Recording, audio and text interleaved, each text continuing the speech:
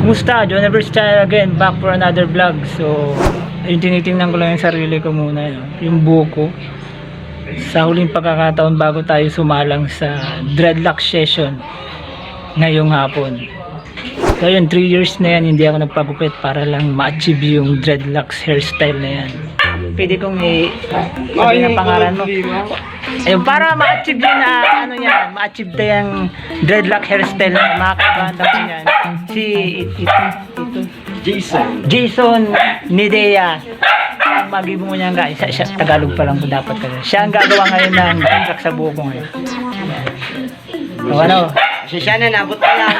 Okay lang, pero yun na rin, ano, game, ano boss, game, ready na, may mga gunting, may Bigayos ko lang ta. mga guru gunting yan. Ano, ay maano ka na, tulos ka boss, maal ka na. Hindi ka na itong mga food yan, mga Sirintas. yung 30. Kaya ko na yung sunod-sunod dun. Session na lang. Yung pinaka marog magpipit, mag-dreadlock si Gisa ka naman. Chase me di. Nag-home service ka ba gano'n? Home service o yun mga nagdalang ka mo, nanonood ka ngayon. Ay, taga Bicol, nagdadalang ka ngayon, taga Bicol. Bicol, kaya upload ko ni sa Facebook eh. Buragat na ko. Yan, Jason Idea, mag-PM ka mo sa iya. Home serve na duduman mas saing ka mo di sa Bicol. Duduman ng ganyan. Ay, dahil ako sa Bicol. Yung instrument nyo lang. Ay, mo sa Naga. At yaon pa sa ibig sa may, yaon sa Naga. Yan. Area kang Naga, yan. Duduman ng kanya home service. Oy, Saro, natulos oh. ha? Nakaisa na po tayo. Isang Sinahin pag garo puson ko na ko nalulo bago mag-gusto ko na. Ano, pwede ba?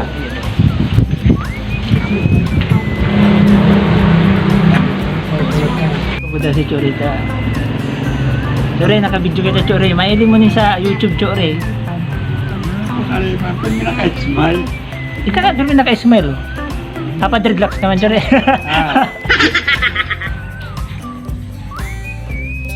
Hello, na to. Ako lang naligo. Lalaki ako.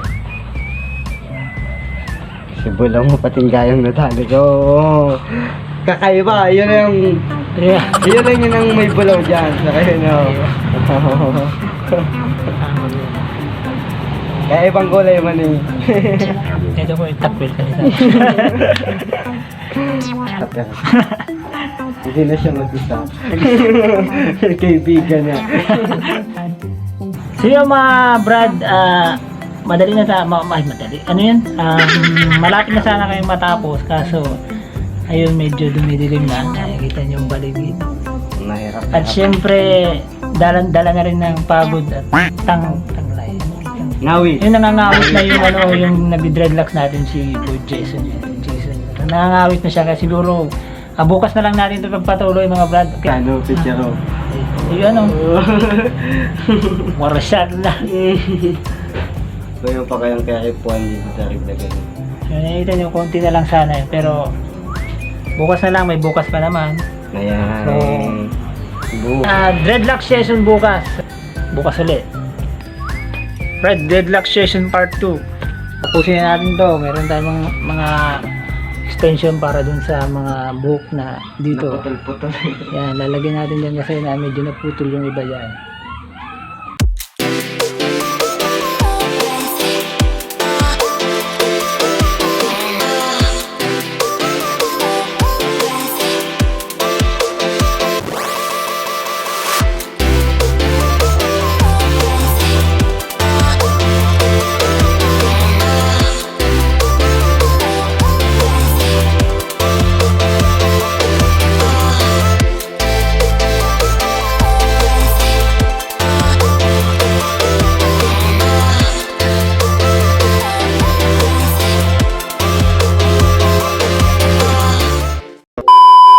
Matapos ang masusim pag-dreads ni paring Jason yan.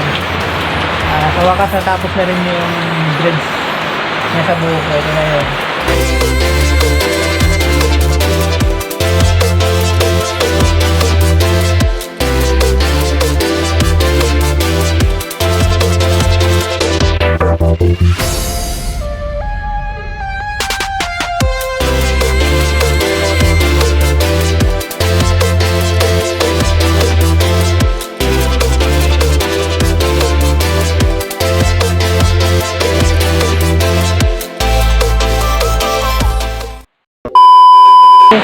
papayo dyan mga Brad, sa mga nagbabalak mag-dredge dyan? Anong mapapayo mo sa mga nagbabalak mag-dredge dyan? Bago sila mag-dredge, anong dapat nilang gawin? Pagpalabang buhok, Para mas natural. yung natural, Maganda. pangit ang extension.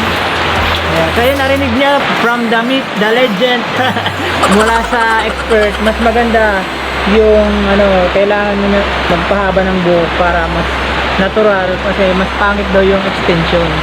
Mas maganda pa rin yung natural, kaya dapat konting pasyensya, tiyaga, tulad ng ginawa ko, medyo hindi pa nga ito mahabang masyado. Kaya mas maganda, magpahaba muna kayo ng buhok para natural. Siguro hanggang dito, boss?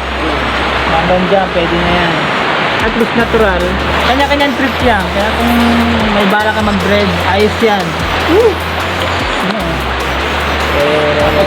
So hanggang dyan lang mga ka-channel, hanggang sa muli. Salamat sa panonood. Salamat yan kay parang Jason sa pag-dread sa book. Sunod na vlog. Ayan yan. Natripan nyo itong video na ito. Pag-like and share na lang. Subscribe ko sa channel ko.